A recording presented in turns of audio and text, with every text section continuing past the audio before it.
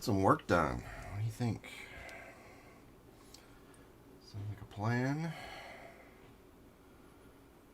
Get everything set up here.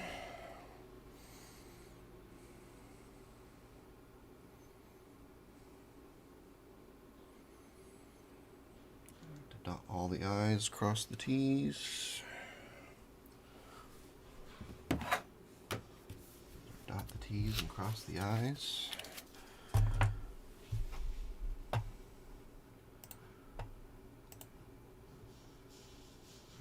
Download a little bit of music. Well, that will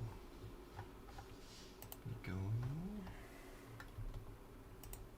At least get the download started.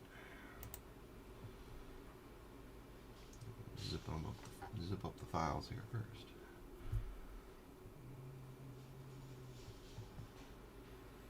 Oh, Google, what are you gonna do?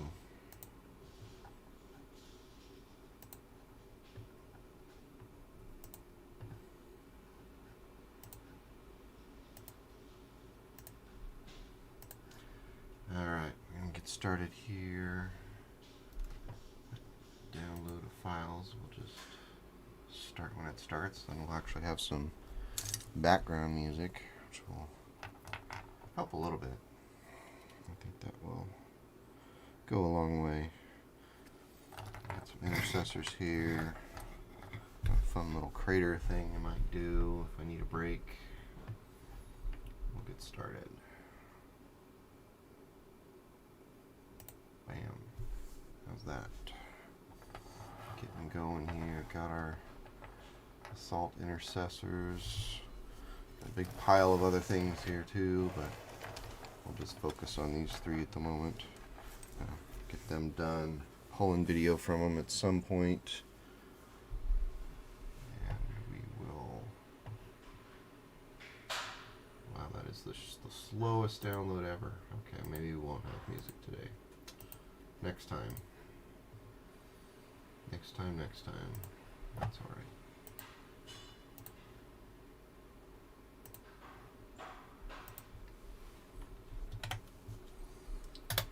Get that posted, do a little advertising. Maybe pay some bills someday. Who knows? You never know. How's it going, Steven?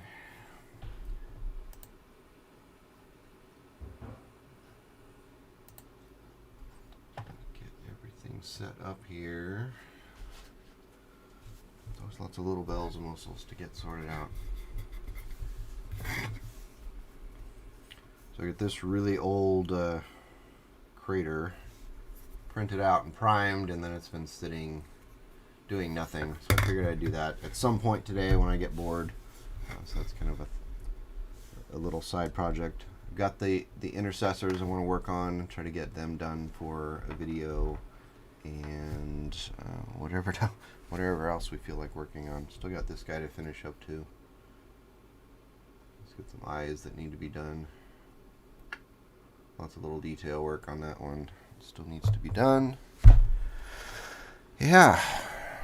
How are we doing today?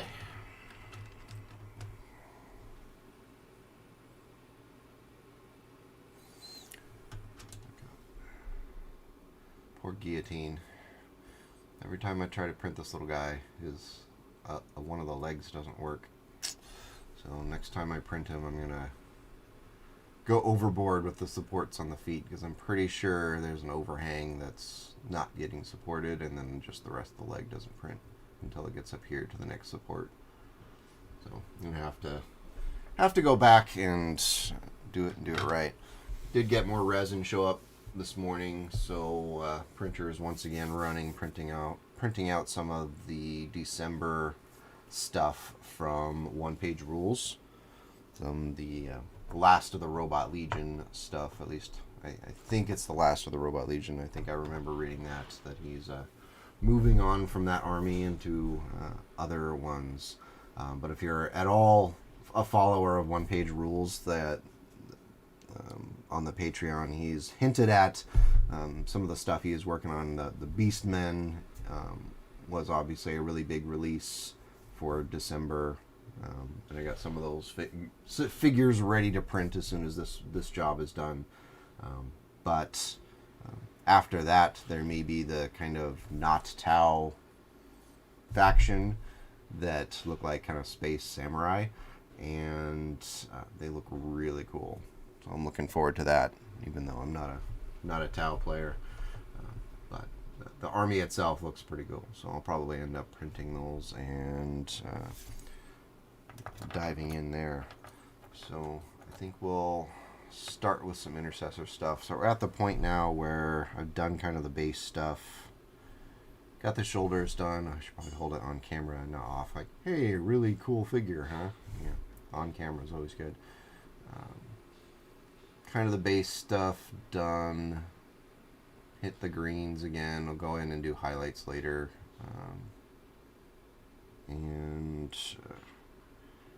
Some of the detail work needs to be done. Start hitting some of those gold things that would normally be gold on my salamanders. Did the red on the gun and the blade. I'll come back in later and do some fancy stuff with the blade, since that's kind of the point of the assault intercessors. Work day's nearly done. Yeah, no kidding. Whew. The children in the house are very excited just today and tomorrow before their winter break starts. So lots of excitement being done for a couple of weeks, having a couple of weeks off, and plus it snowed a little bit this morning. They'll enjoy that. It's actually snowing right now. Hopefully it'll have a couple of inches by the time they get out of school. It's really cool. Our driveway, our little street that we are on is just slanted enough for sleds, so they can get out there and do some sledding, which is pretty cool. Alright, mix up my gold, good old retributor armor gold, nice and bright. I like it. Again, don't thin down my metallic paints, because then they get kind of weird and splotchy, and sometimes the pigment doesn't go in evenly. Alright, so bump the camera for the first time. There's those of you playing the drinking game at home.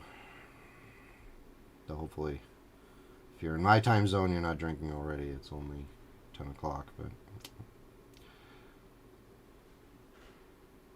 might be a tad early for that.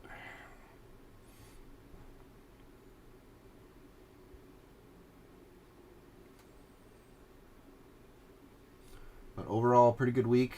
Closing in on 500 subs, which my original goal was to hit 500 by the end of the year, and so we might make it a little bit early if I'm interesting between now and then. It's kind of the halfway point to actually being compensated for my work, which would be interesting. Now I know it wouldn't be very much, because obviously I'm a very small fish in a very big pond, but it's a grand experiment, and if it works, then maybe it works, and if it doesn't, then I'll try something else. We'll see. I'm being positive, and we'll see what happens.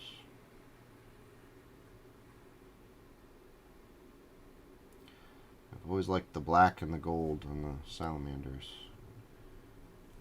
Always works well. Yeah, it's a good perspective to have. I really haven't been doing it that long, and I've had pretty decent growth, I think.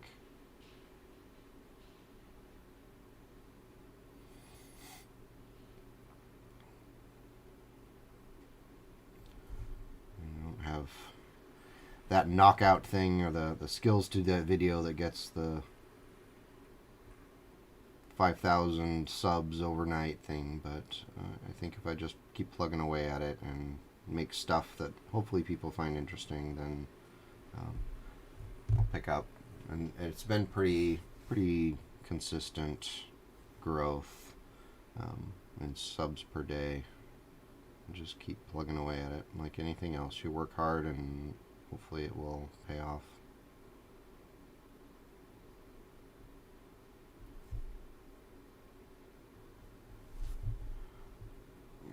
There's a little bit of a trick to get this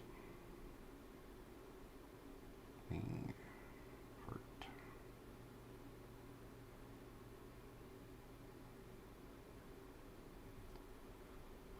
Fine detail work. Gotta love it. Alright, how's that music download coming along here?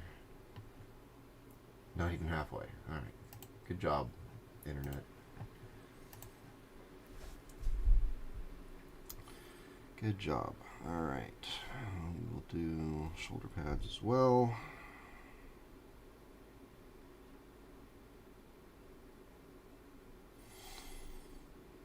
But yeah, it's been a good week.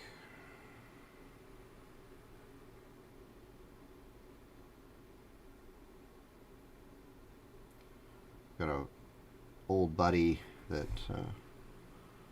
messaged the other day, said she likes watching the streams and doing hobbying with my stream on because she said my voice was calming. So she does her work, and I'm kind of going on in the background, and she can hear it. So, and you get this. I used to be able to. This is kind of a work friend, so we'd see her every day. But I don't see her every day anymore. So left with online.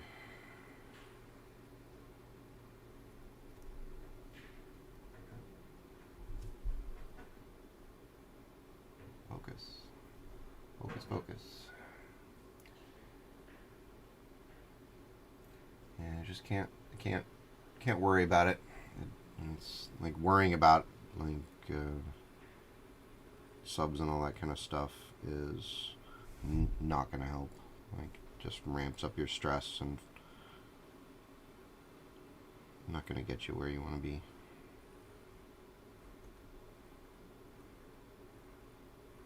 Just going to keep doing what I'm doing, and hopefully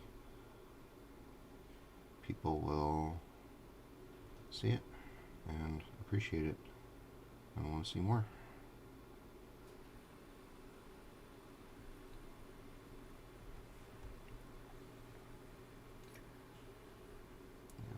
Won't really feel like a salamander until that dragon gets done on the shoulder pad. Maybe you'll have to do that. Calm voice. Yeah. I used to have students that would say, that you have a calming presence, except when you're angry in the classroom. Like when somebody would, when someone would get on my nerves, and I'd just give them the teacher glare.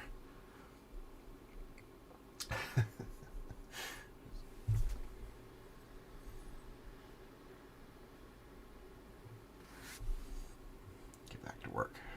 Quit messing around. Open the book. There you go. Open the book. Read the book. Find out what the Bronze Age collapse is. Explain to me what the Bronze Age collapse is. How might it be relevant to today?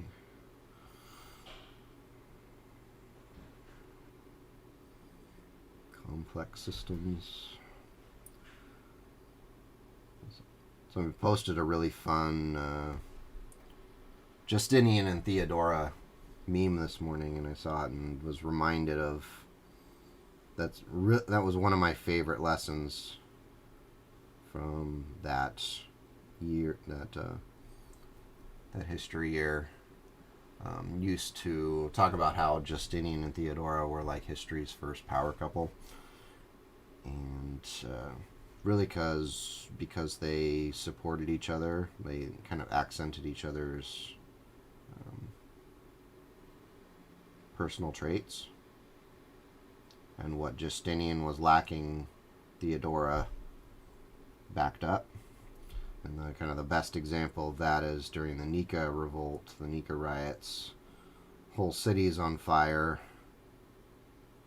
and Justinian's advisors are all telling him, "Hey, we need to get out of town. This is not good for us. We need to be able to survive. Our reign is over. We had a good run, but this is it."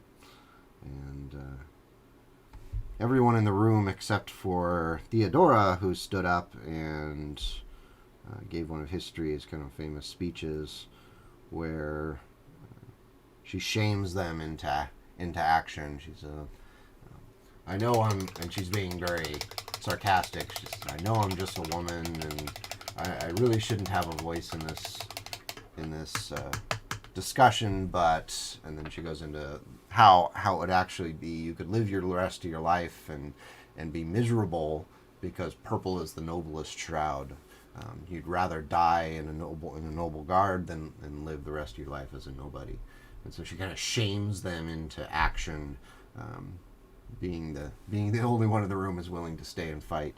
And so Justinian digests this and then calls on his general Belisarius to act. And so they come up with a little ruse to encourage the leaders of the riot, several thousand people, into the Hippodrome for where Justinian is offering to step down and they can pick a replacement.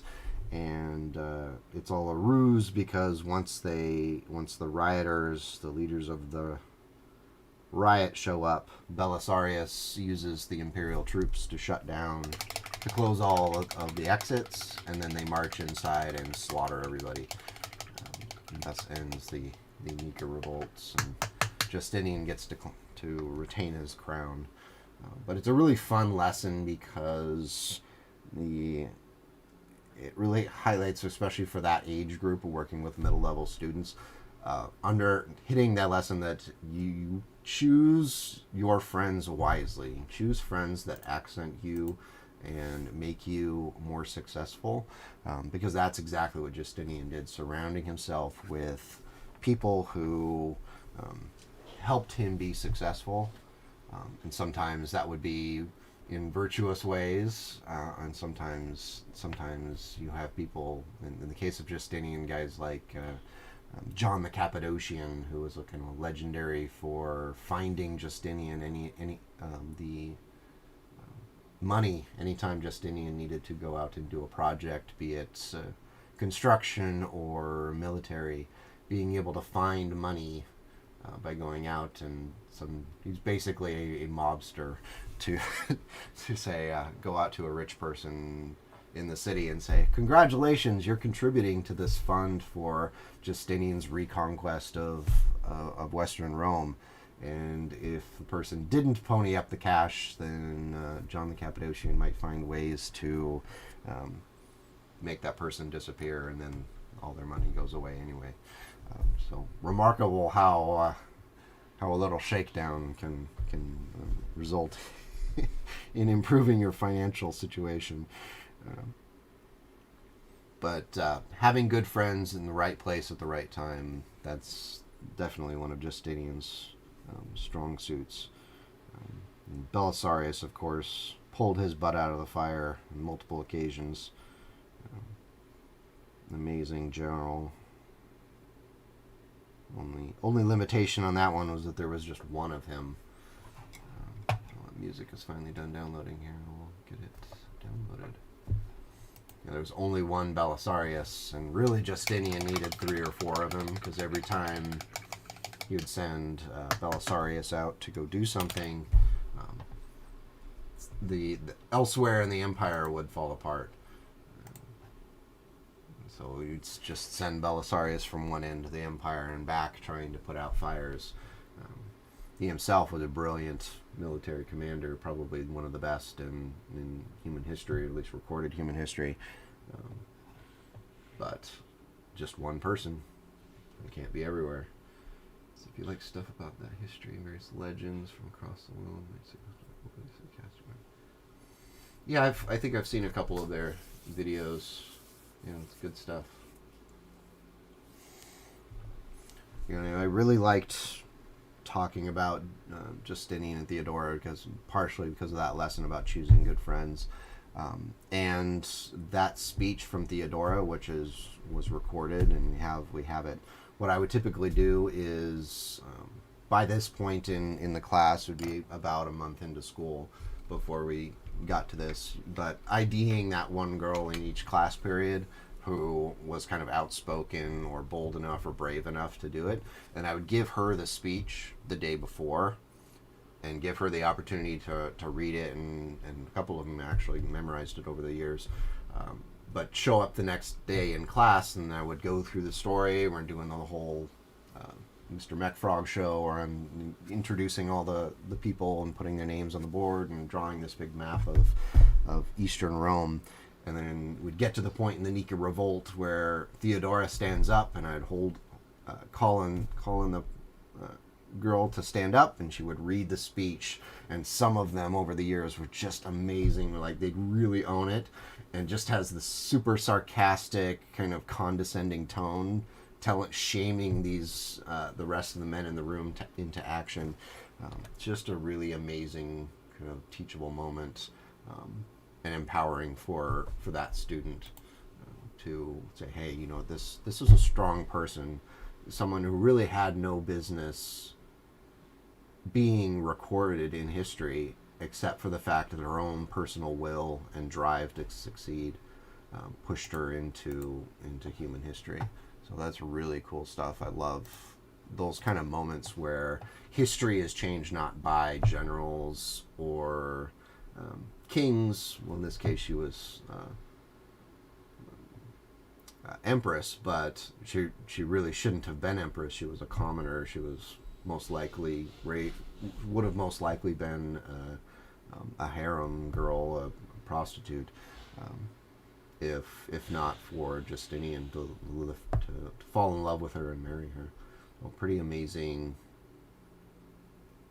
Must have been an amazing person. Pretty powerful personality to get as far as she did in life, in a world that was pretty unforgiving.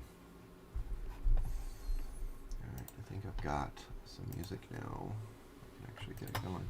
So there's your history chat for the day. I didn't actually do much painting. Just, that's okay. Let's see here. If I add that to a media player list, I can play it out loud.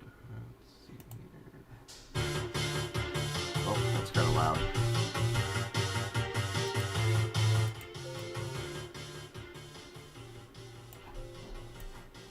Let's see if we can have some background music that doesn't get copyright striked. Well, at least not striked, but copyright claimed. Can you hear it? Hopefully you can hear it. We have to move the microphone to the other side and see if that helps. Anyway, it'd be nice to have a little bit of background music so it's not quite so quiet. Usually when I'm painting, I've got the music going pretty loud down here. It's one of the benefits of having the hobby cave. I don't have to disturb the rest of the house when I've got things blaring. Alright, I think that's good for gold on this for now. We'll eventually kind of wash the gun and the blade. Yep. Let's call that good for now. Sweet.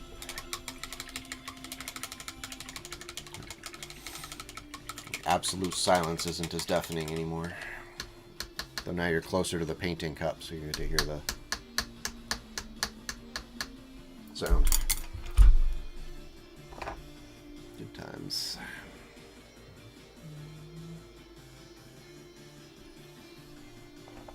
Alright, what's we gonna do next? Let's do the belt stuff. Now, might be simplistic, but I like the Ragebone and then the snakebite leather over the top for the Space Marines belt stuff, just because it's far fewer steps than a more traditional way. But I do come in later and hit it with accents and make it look fancy. So, alright, we'll see if that makes it. Now, I don't know if you've used Ragebone before, but oof, is that rough to... It's very chalky. So having a good mixer is nice. You can kind of see, oof. It wants to be a solid. It's just one of those paints that... Well, it's supposed to keep playing. Don't stop playing just after one song.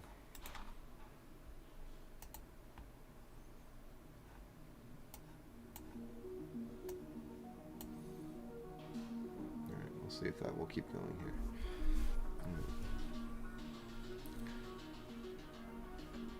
There we go, the quasi-matrix music.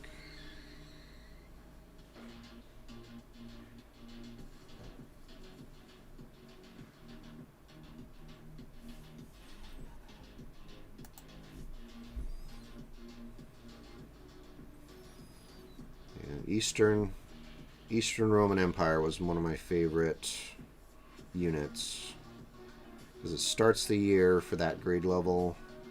It really sets the tone for the rest of the year, so it was really fun. I enjoyed it. I remember getting into an argument with a teacher from another school.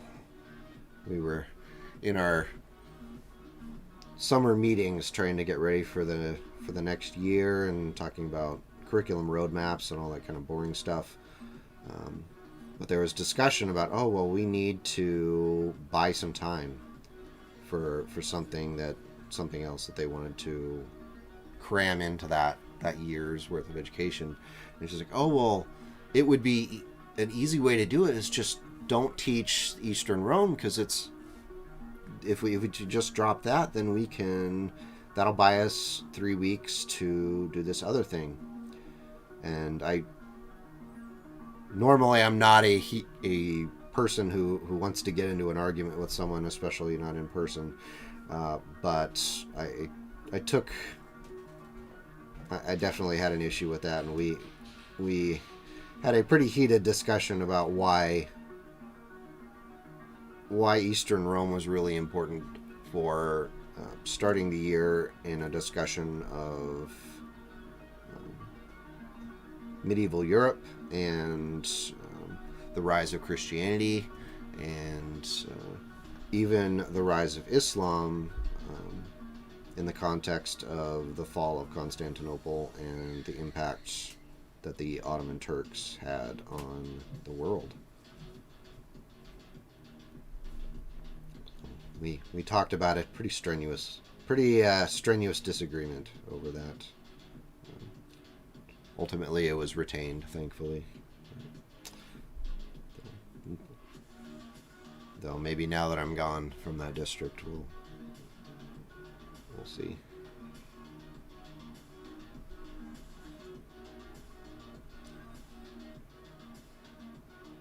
But it was always kind of a fight to try to see what you can cram in, because there's just so much to cover and not enough time to cover it. And so everyone's always kind of vying for your time, like, oh, well, what if we did this? What if we added this? And what if we moved this over from the previous grade, and so that they can have more time? Okay, well, there are a limited number of hours in the day, limited amounts of class time.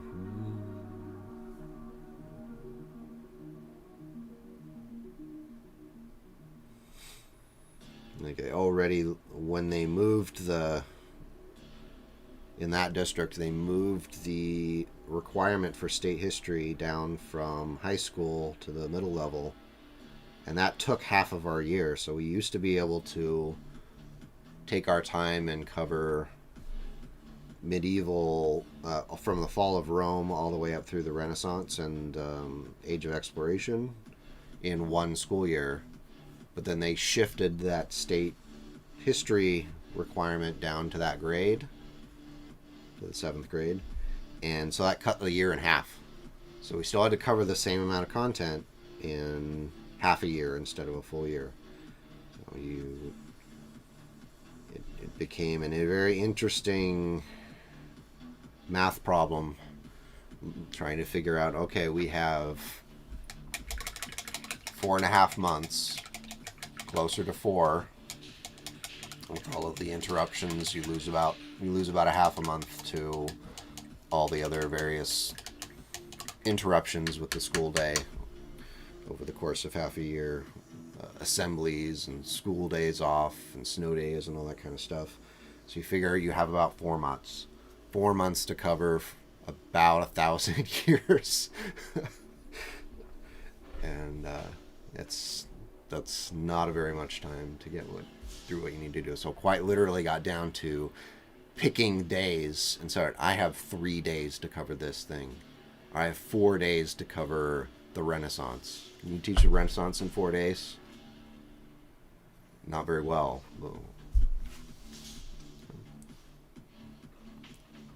And I went fast. Of all the teachers in that grade level, I was probably, I was the fastest. So we're racing through the content because I know I only have so many days to do this thing.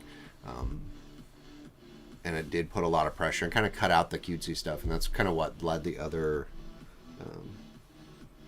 teachers to be a little bit further behind. Because many of them kind of had,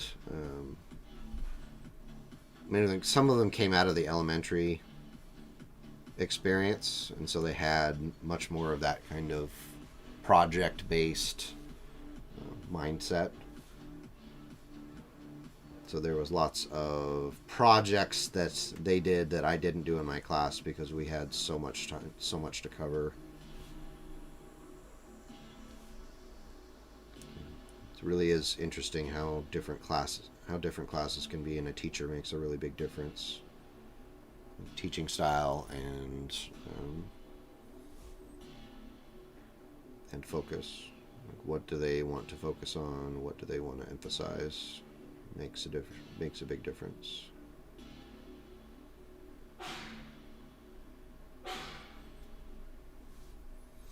Like, typically, my teaching style was much more like storytelling.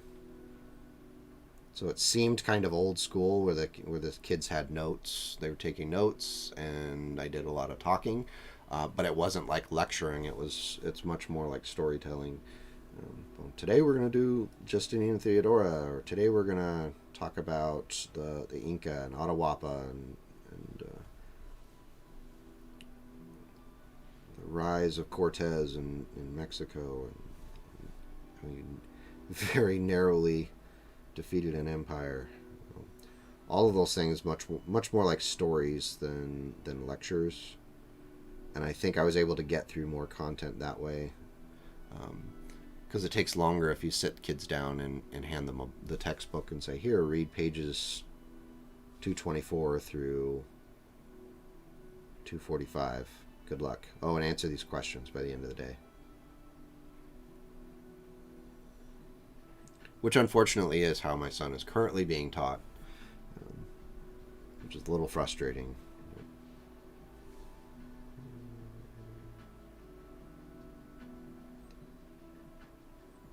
Because he would have been in my class again this year, and that would have been pretty awesome. So we have discussions and talk about what he's learning in class and all that. So he's kind of getting a second dose at home at the end of the day, from time to time.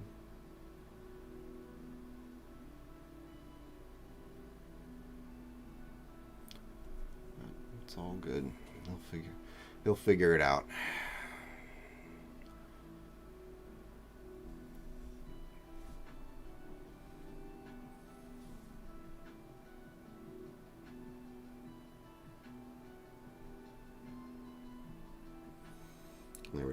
They just finished. I think they're just finishing up their Ancient Americas unit. My son is, and that's kind of cool. I always liked teaching that just because it's a good example of how History can sometimes change just to some really odd and strange coincidences that can make big changes in events. I think the fact that Pizarro shows up in Inca territory at just the moment where the Inca are at a really unstable point in their history. Like, you have Atahualpa, who's just managed to win a civil war for control of the empire. So he's feeling good, but they're also in a situation where they're dying from the diseases that showed up even before the Spaniards did. Diseases traveled faster than the Spaniards, so they're already in a weakened state from disease. Just had a civil war, so they're not as strong as they should be. And then Pizarro shows up with this little grand plan to emulate what Cortez did in Mexico, and well, the rest is history. Pretty tragic for the Inca, of course.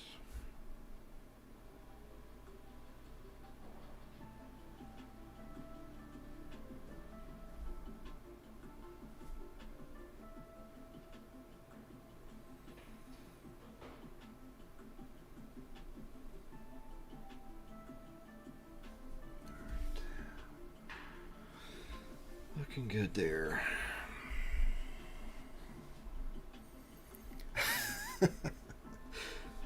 Yeah, it's tough. In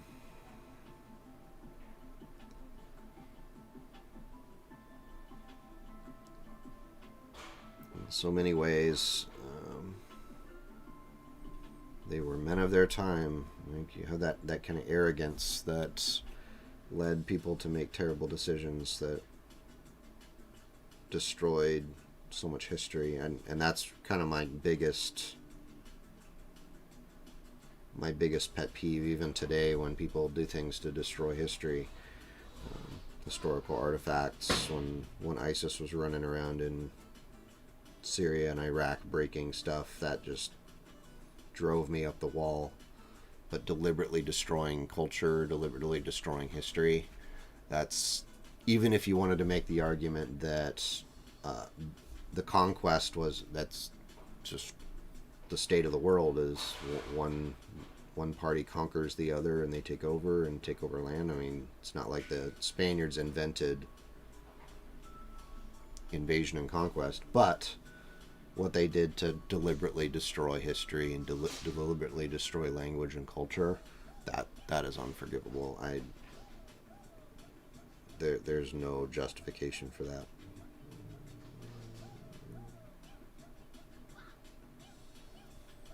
What's going on with this song? Jeez. Okay, not doing that one. It's a yipping sound.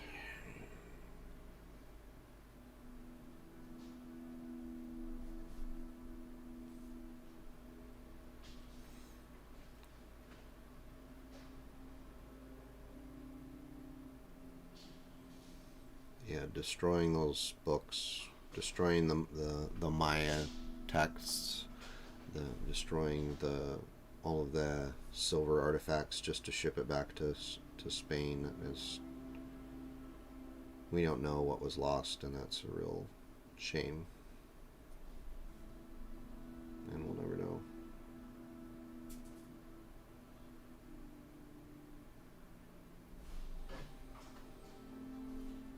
And there was a man, his name is escaping me at the moment, but he was the expert at the city of Palmyra, which is in Syria, and he was kind of world-renowned for being the person to talk to if you wanted to know anything about Palmyra, which was an ancient city that goes way, way back. At some point it was a Roman city and also Persian, So it had a mixture of influences, and it really was kind of this multicultural oasis trading city, and just a beautiful place. It must have been an amazing place to visit in its prime. But this archaeologist, who was the person to talk to if you wanted to know anything about Palmyra, he stayed and tried to protect the city as ISIS was rolling into town.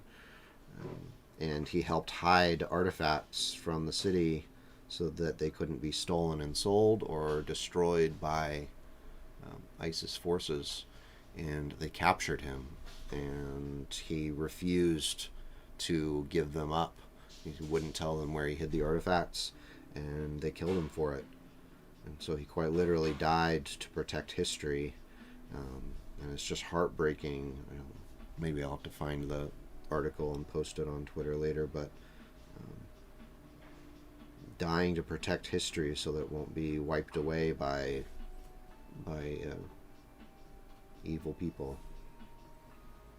He's a pretty amazing person to have the personal strength to do that, because he could have just wiped his hands with it and walked away. Pretty awesome person.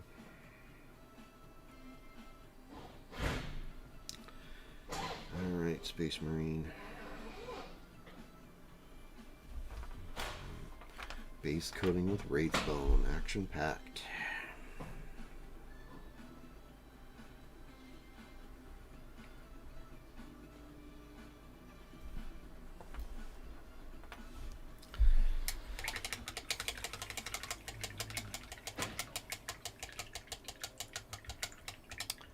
Yeah, it would be comforting to know for sure that we all at some point need to account for our behavior in life.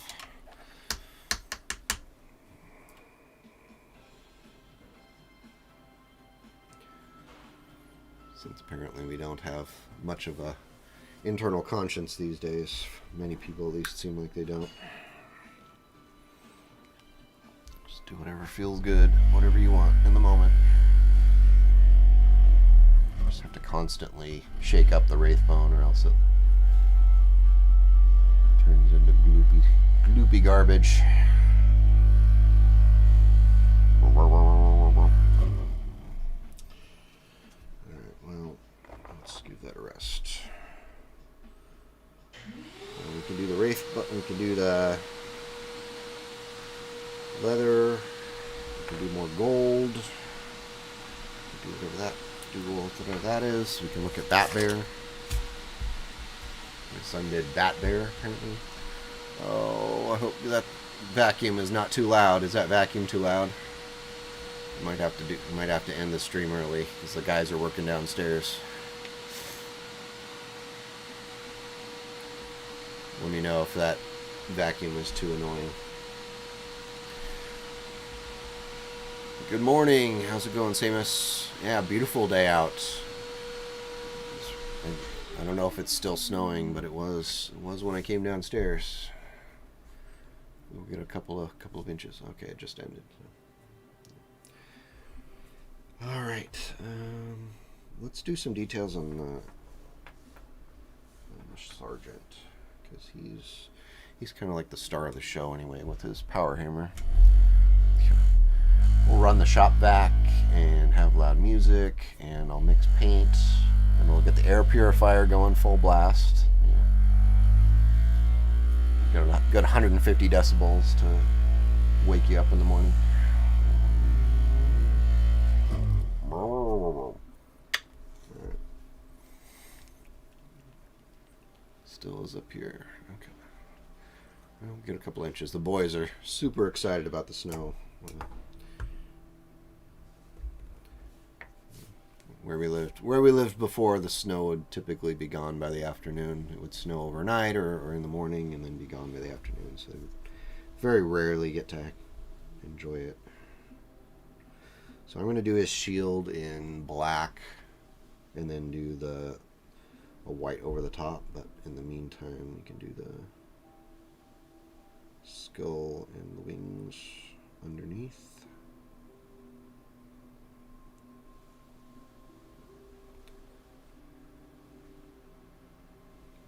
you know, they've never really lived where there was persistent snow, so they're excited.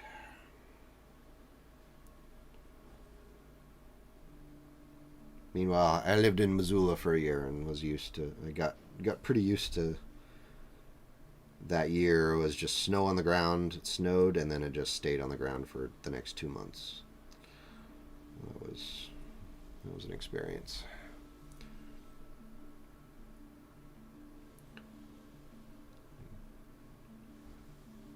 Thought I wanted to go to school out of state, and so we went to the University of Montana for a year. That was back when I was going to get a business degree. But was there for a year. Worked in the computer lab, in the education building, saw what the future teachers were up to, and decided that was what I wanted to do. For sure. I always knew I liked teaching, but that was the for sure moment. I lived in this little apartment with my brother, who was a senior at the same school that year, and so we shared an apartment while he was finishing up. And I was living very living a very rugged existence. We had this little apartment, but he didn't want to pay for heat, and I didn't have any money, and our parents didn't really have much money to send us. So we turned the thermostat down as low as we could go without the pipes freezing, and slept in our winter sleeping bags almost every night, and ate a lot of ramen noodles, and bought meat in bulk and froze it, and then had a little bit of meat in the noodles each night. And it was very, very cheap living for that year. I think I only spent a couple of grand over the course of the whole year on all the little things. That was an experience. Missoula, I'm sorry, bro. We have to hit up Merlin's today. Cool. Yeah. There's a shop, Dragon's Parlor, I think it's called, over in the valley. That's where I've been going because they have Battletech stuff. Well, usually have Battletech stuff. They didn't last time I was there, but they have a ton of Warhammer models there. So if you wanted a good selection, that would be a good place to go. They also have a lot of D&D things, D&D models from the WizKid line and elsewhere.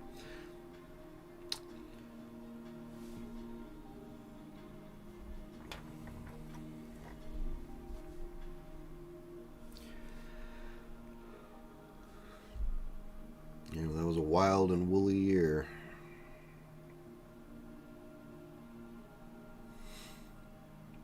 I probably would have stayed and finished out my degree there, but I ended up transferring back across to the west side of the state to finish at the university to get a history degree, and the primary motivation for coming back across was for a girl that we had a little bit of a history from high school, and then the prospect of going out again brought me back to the west side, and worked out for a little while. Didn't end up lasting, and then I met my wife at the university, and that's pretty much that for all that.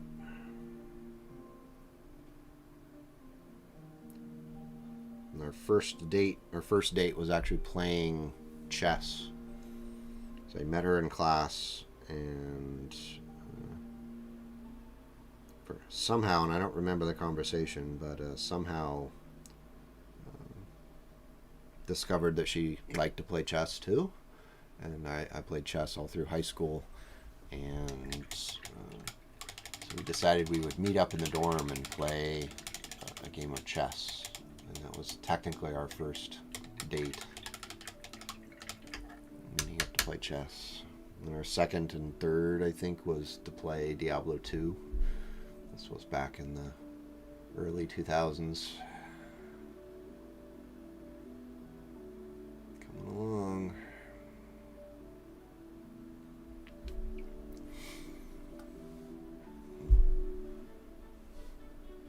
Yep, she's a nerd, I'm a nerd. It's all good.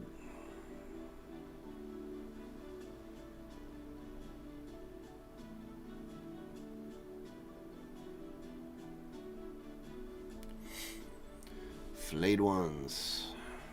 I'm a big fan of the Necrons. Necrons are a really good army to start with because they're not that challenging to paint. So if you wanted to dip your feet in, that's one of those armies I would definitely suggest for people who are interested in getting started in the hobby but may not have the most confidence with painting. Because really, you prime them and you wash them, and then the Necrons are 80% done. The rest is just detail work, and if you want to get fancy with it.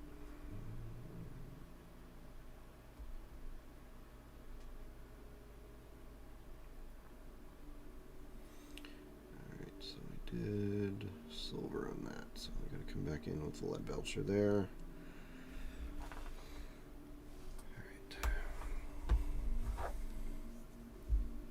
First aid at Zips.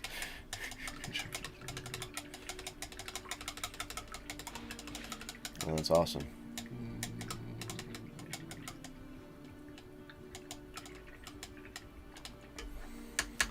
Now my youngest is a big fan of Zips. He likes the chicken strips and fries and all that.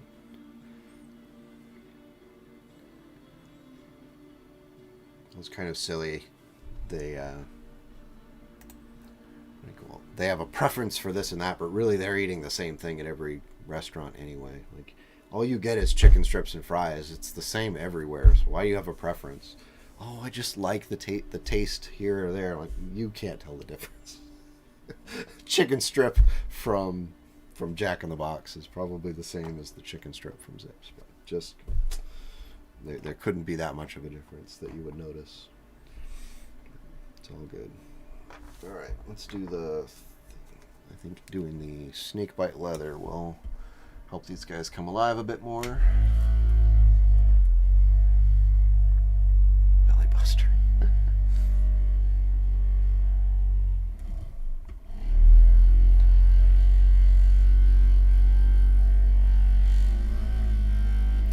I was really bad on the way out here. When we were moving, I think I did 13 trips over the course of a month, because I would go twice a weekend. It was a month and a half. So 13 trips across the state with stuff just jammed into the car because we needed to get the moving truck down to just one truck, because originally they priced us out for two, and that would have been close to like $9,000 for 2 trips, 2 trucks. So I'm like, well, I'm not paying $9,000. I'll just make as many trips as I can and get it down to one vehicle. So I was cramming stuff in the car and driving across the state every weekend, twice a weekend, and probably $1,000 in gas, but did get it down to one truck. But the bad thing was all of the food that I ate, and so I'd end up stopping at Zips pretty regularly. But just eating fast food every weekend for a month and a half, that was really bad. Like, gained a bunch of weight between that and the stress of the move, so that was not the best. But those bacon burgers will get me every time. Fish and chips. Oh yeah, fish and chips are good. Alright, let's do the bandolier and the holsters here. Let's see how they turn out. And again, I won't leave it like this. I'll come back in and do the edge work and fancied up. But snake bite leather is great for the first coat over said Ragebone.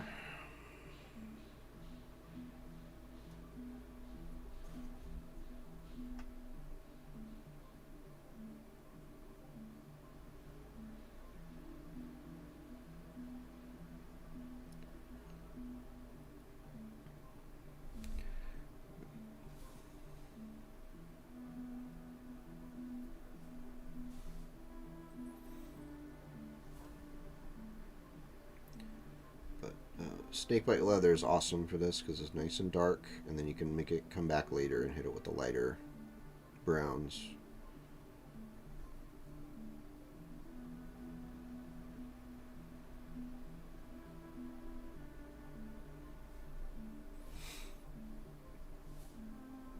Definitely one of my favorite contrast paints.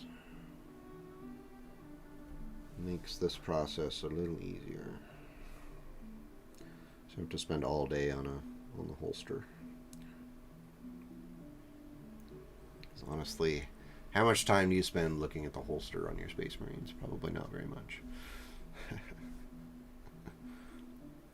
Parents bring their snowmobile trailer. That's a nice thing to have.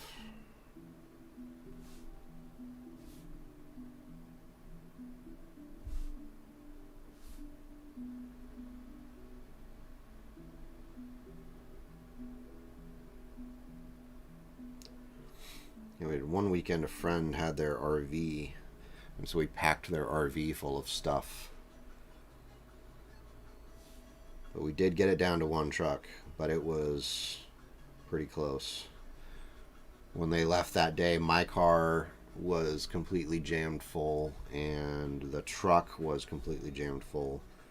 And so we just barely made it out. Though I end up also giving some stuff away to the neighbor. Here, want some of our old crap?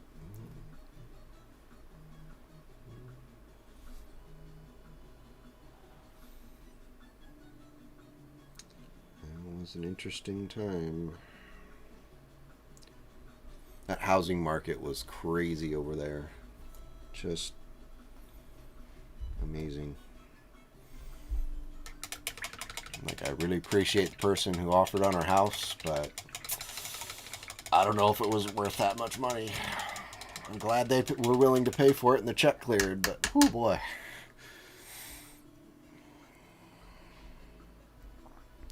Wife, band, planning. Cool, cool. I think we were going to go at some point. I don't know. I'm not usually the one who makes the plans for outings. Typically I get told, "Oh, we're doing this. We're going out and doing this tonight." So, at sometimes very short notice. But we're definitely going to try to make it out here at some point.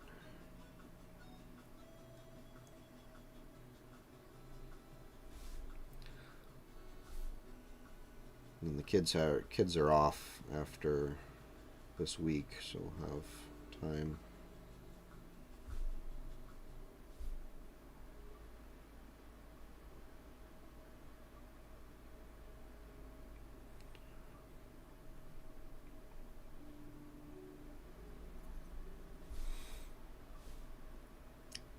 Play a lot of Minecraft. The youngest one is obsessed with Minecraft right now, so. But he doesn't like playing alone on the PlayStation 4, so he always has to have me play with him. So lots of Minecraft lately.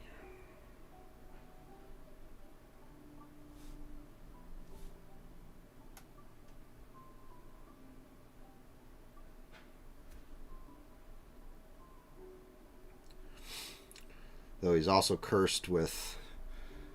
He was cursed with my my incessant re-rolling tendencies. So he constantly wants to start a new game. Like, oh, let's start a new one. I'm like, no, we're finally at the point in our saved game the first one we started. We're finally at the point where we have stuff. We've got the foundry set up, we've got a farm, we've got a little castle where we're safe. Finally getting some iron coming in pretty consistently because of our mine is in the right spot. He just wants to start over again. And, oh, it'll be so neat. We can find a new place and maybe we'll start in a place that has snow. I'm like, oh, okay. Like, sorry, kid, you've inherited my desire to start anew. It was like that for the Diablo games and for Civilization games. I never want to go back to a saved game. I always want to start a new one. Very rarely do I finish a Civ game in more than one setting. I almost never start up a save. Though I do compulsively save, I almost never return to the save file. It's a strange behavior.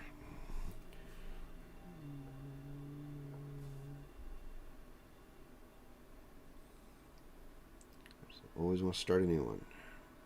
Compulsively start new characters. Completely maxed out the Diablo 3 character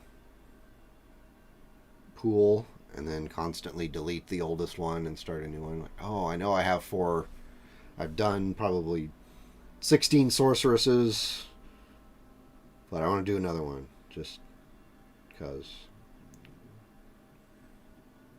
Which doesn't make a whole lot of sense in Diablo 3 since you can respec on the whim, but do it anyway, apparently. It's just what I do.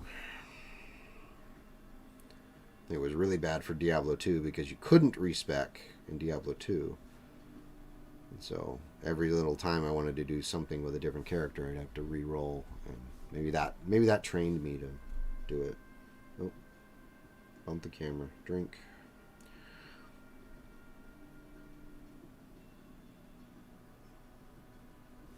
I should drink here in a second. Yeah. Thankfully, I don't think our older kid has that same issue because he just has one D&D character that he takes to his D&D group, and he hasn't made a whole lot of others. I think he might have attempted to make another one. That was like he's got I think it's called a cleric or paladin. I don't remember which one was which. I don't know. I haven't actually played D&D before, so.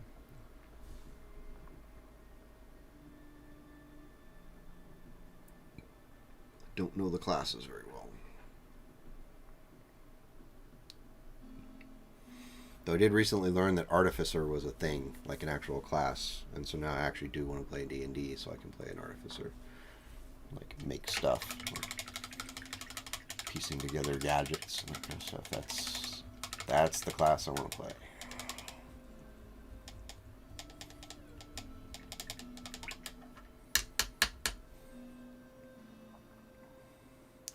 So what are you up to today, Seamus?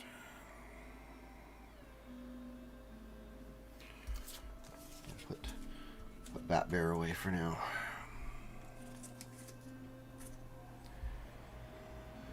I need a drink.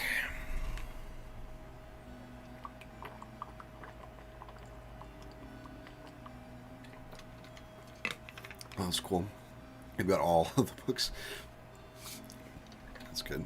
I think we have like we got the starter box for the boy, and he's got the player guide book, and a monster manual, just because I think we actually had the monster manual before we had anything else because we just liked the cool monster pictures when he was little.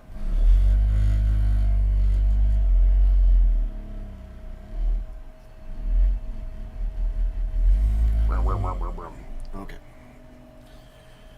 Alright. So now what? Got that drying. It's a nice dark brown. We'll hit it with some highlights later.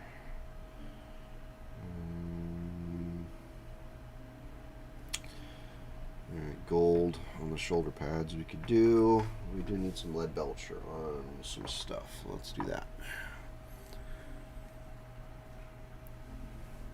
Ah, being productive. It's nice.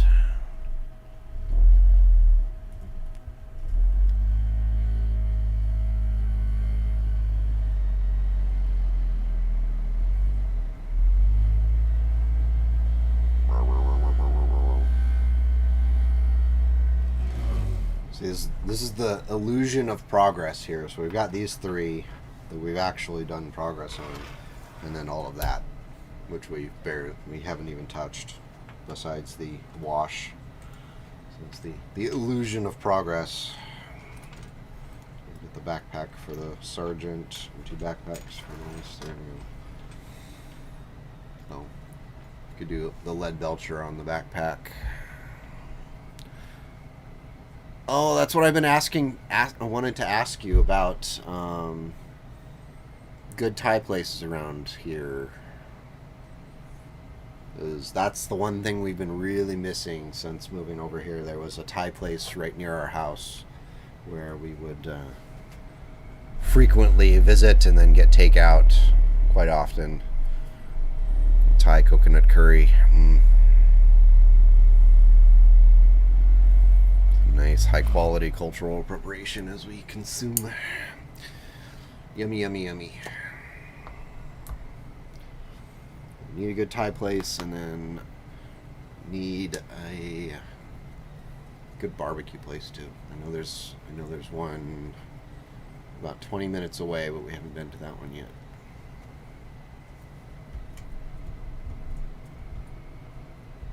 Come on, mix.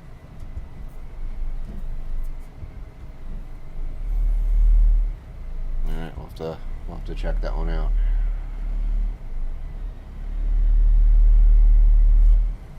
Alright. My lead belcher is on its way out too. It's getting kind of thick.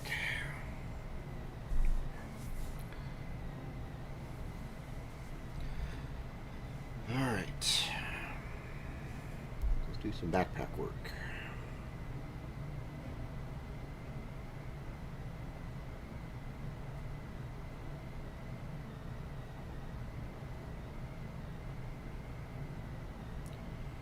Don't hear any noises from the other room.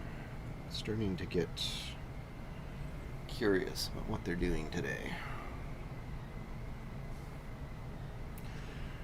They're supposed to hopefully be done with the downstairs this week. We're kind of crossing our fingers that they'll be done so I can actually start unpacking stuff. So even though we've been living here for 6 months, a lot of our stuff is still in boxes because we haven't had much of our house to unpack in yet. So I think I mentioned this on Twitter, but we have a lot of books, and for the last most of my life, I haven't been able to actually unpack all of my books at one time. They've always been in boxes, and every time we've moved, we just move the boxes, and the books never get unpacked. They don't get read, and don't get appreciated. So when we moved here, it was on our list that we had to have enough bookshelf space for our books. This was going to most likely be our last move. Then we had to make a count, and so when we saw this place and saw the downstairs, it was completely unfinished, just concrete and some framing, but there was a whole wall with 3 windows on it. And it was just perfect for a full wall of bookshelves. So we made the calls, and this is it. This is the house. Did it for the bookshelves. Longhorn fellow.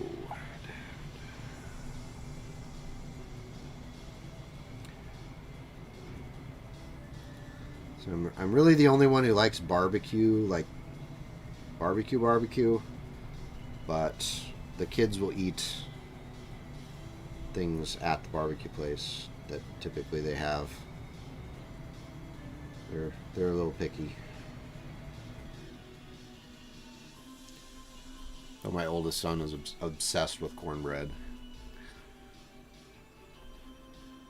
Come on. Get all those internal cables done.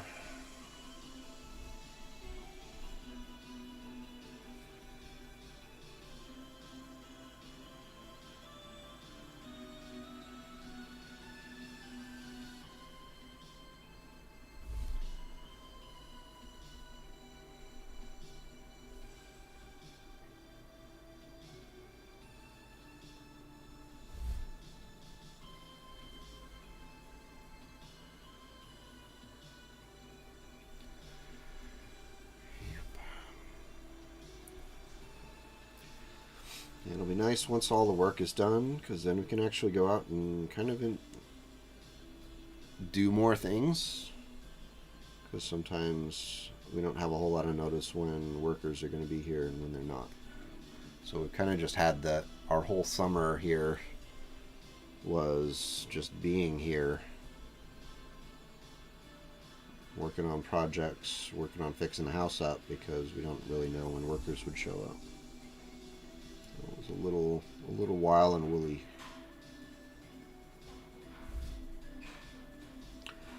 That's okay. We're almost done.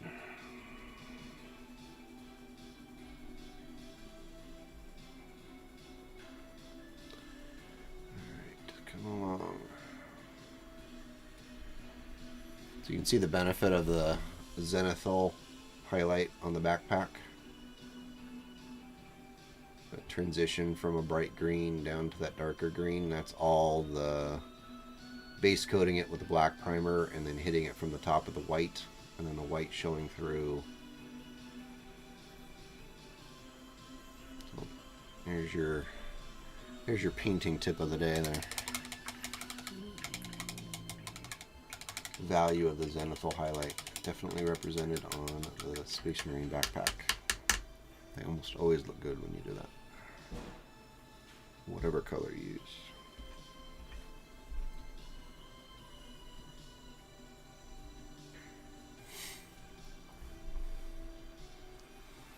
Love all the conflicting information that YouTube gives you. Like, you have this many concurrent viewers, but then on the same exact page it'll tell you a different number. And then on the little graph that they show you, that's on the third number. So you really have no idea if anyone's actually on. So I'll just talk. The exercise and talking to yourself.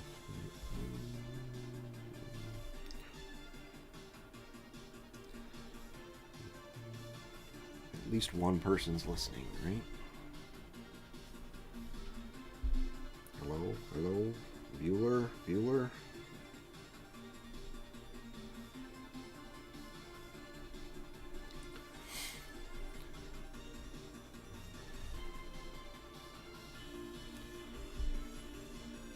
When the work's done, we'll finally be able to unpack all the history books. We'll be able to unpack all the board games. We've got a brand new gaming table that's waiting to be unpacked and set up. It's going to be busy 2 weeks here once they get the work done.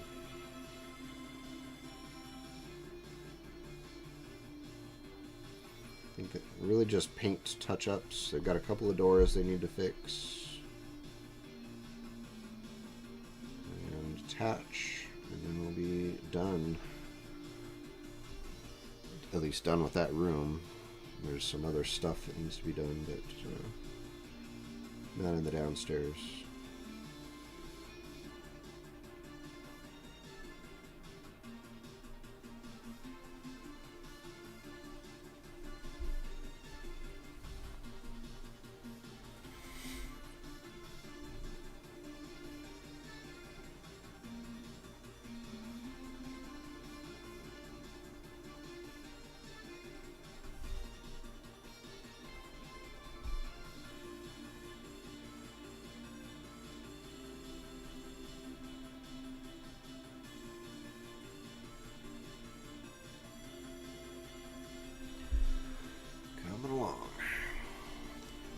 I actually like painting the Space Marine backpacks. They're just very...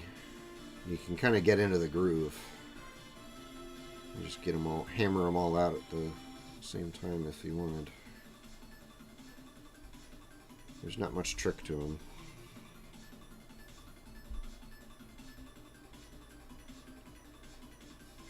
That's also part of the reason why they're the only thing on the Space Marine I sub-assemble and sub-paint.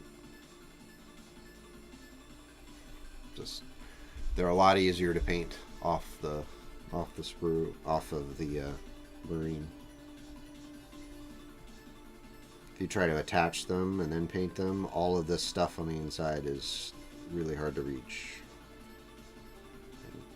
But it's still visible on the Marine, so you have something that's very hard to reach, but also quite visible and can make a big difference on how the Marine looks when you're done. So it just makes sense to pull it off. Alright, heading out. Alright, take care, bud.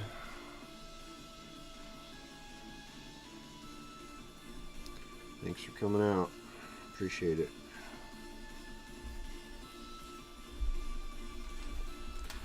Alright, so we got our 2 done. We'll do the 3rd one. Now this one's got the salamander fire on the top. This is for our sergeant. Focus. There we go. So it's ready to go. We'll do a special little wet blending with the contrast paints for that, and it creates a really nice fire effect.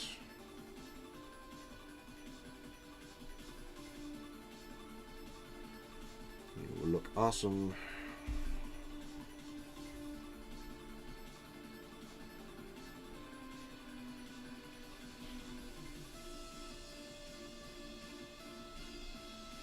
Bump. Double bump.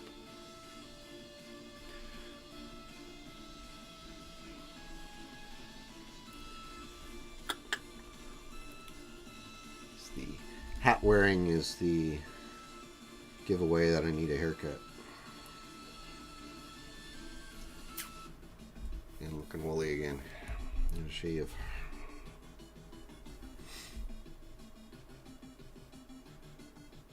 So you get to the end of the day, and those little things go out the window when you gotta get the kids into bed and exercise and do all that stuff. Motivation goes downhill rapidly.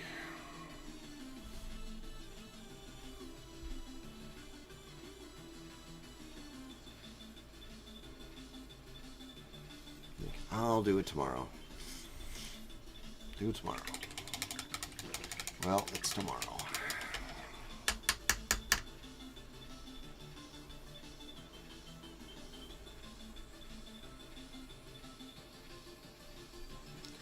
Why do something today when you can put it off till tomorrow?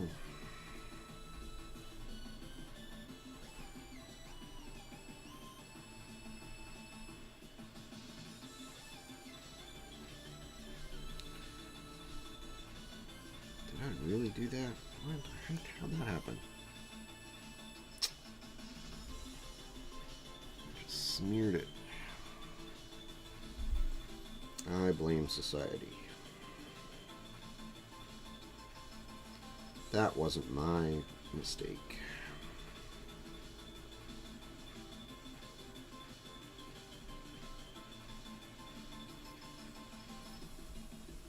It's like a 8-bit song here going. Now I'm reasonably sure that YouTube won't hammer this video for copyright, because these videos are all, this audio is all from a music pack that I purchased that is supposed to be copyright free. So we'll see. Usually I find out a couple hours later when I open the YouTube studio, and it's like, oh, you've got a copyright claim on your video. Oh, great. Alright, I'm gonna hold off on the silver on the brazier there, because I do the Wraithbone will go first.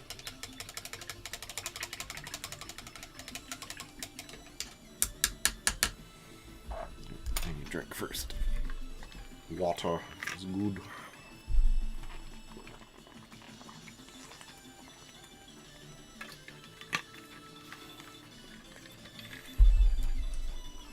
Grape flavored water, even. I'm going all out. Alright, let's Wraithbone this fire thing, and hopefully maybe we can do the fire before the end of the stream. That would be cool. Finish off with a bang. Something exciting. The butts and seats. Alright. Gotta mix Wraithbone. Just constantly mixing the Wraithbone because it's such a chalky paint.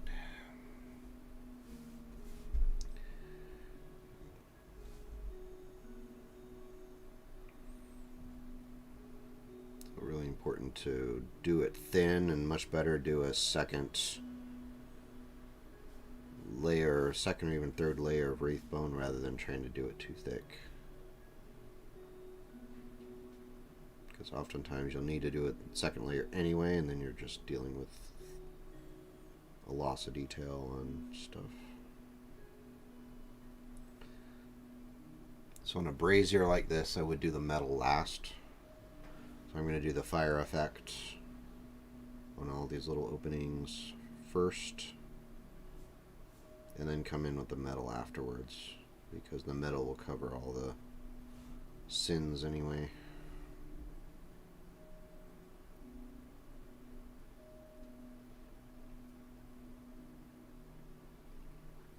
So many ways the metallics cover all the painting sins, because they're such good coverage usually.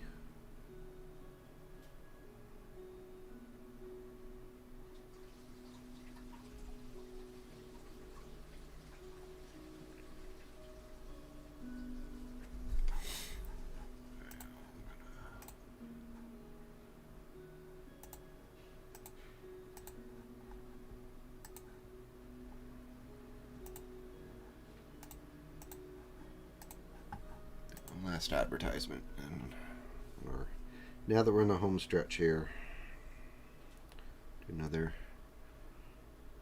10 minutes or so, 15 minutes. Let this dry and then hit it with, we'll do the fire effect and then call it good for the day. Hopefully this will dry quick.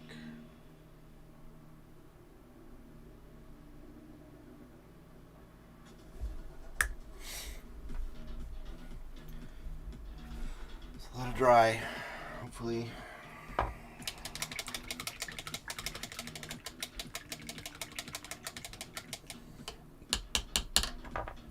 Let's do the black on the power pack, and then we'll go back and we'll finish up with the flame effect. It just needs a minute to dry.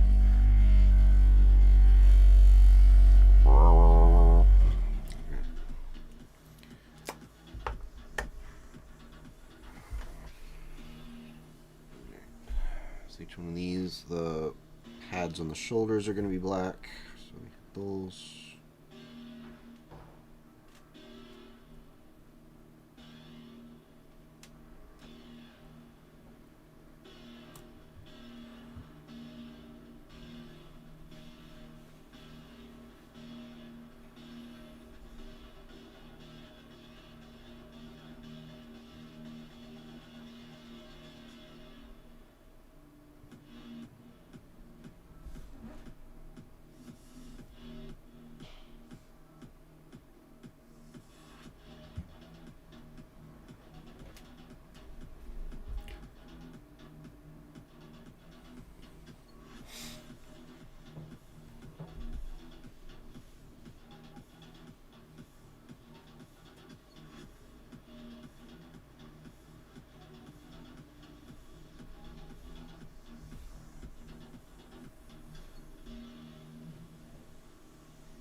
Some lunch here soon.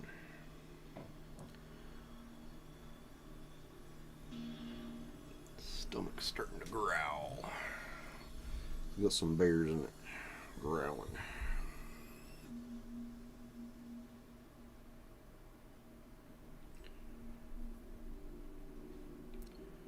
We have some nice sourdough bread up there. You know, don't normally eat a lot of bread, but that sourdough bread was on sale and I had to pick it up and gonna get eaten.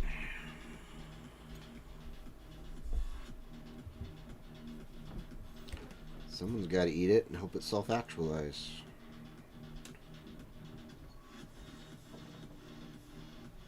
Hierarchy of needs. Gotta help the bread self-actualize by consuming it.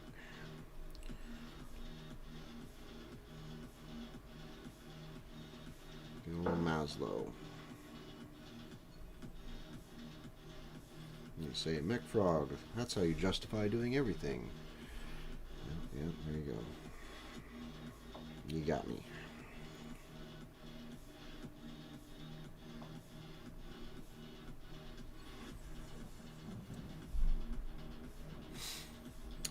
Sorry, my hierarchy of needs is just so well developed.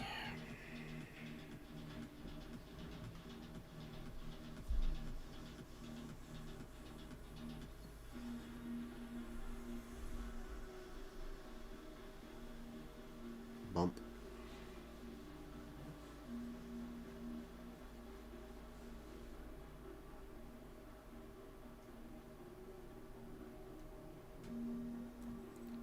Of course, it's good that I'm not doing all of these at once, because I still need to pull the video on all of this. So I'll end up videoing the progress on the one I haven't touched yet, and that'll be what eventually will go into the Space Marine video, but apparently not what I'm doing on stream, because I'm forgetting to take video at the moment. Or maybe I could just take video from the stream and reuse it. That would be maybe cheating.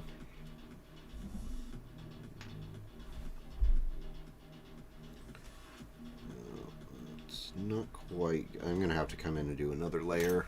So not going to be able to do that today. Not going to do that on today's stream because the Wraithbone is not drying. It's not. Plus I missed a spot in there. That'll have to happen later. I need to capture it on camera anyway for the video because there's only one brazier in this squad, so one chance. I'm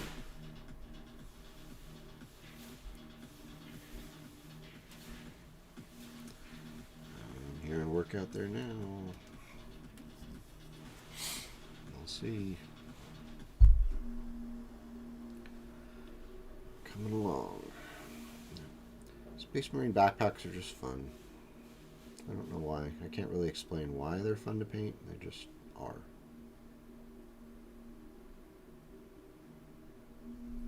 Maybe it's their simplicity.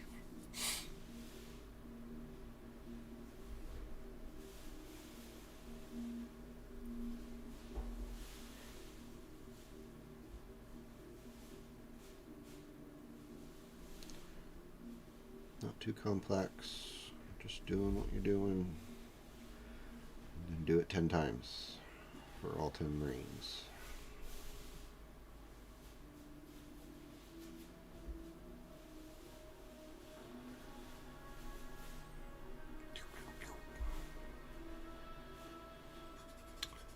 To touch up that little spot I hit with the silver, with the lead belcher. That's alright. Because I've got some green and I can do that.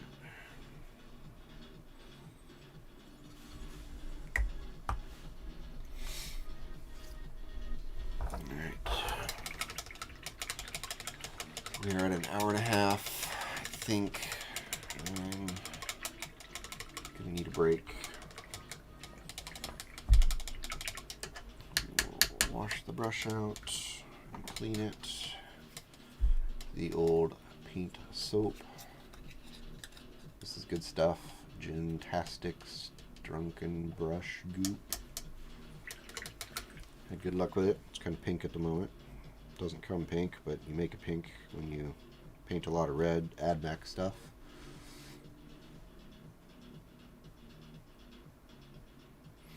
Get the brush nice and clean.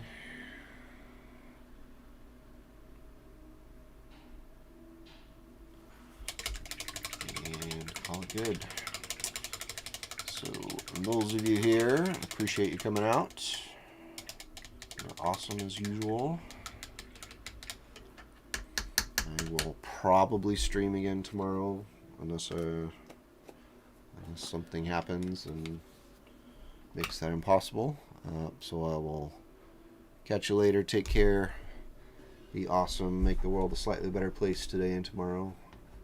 And see ya.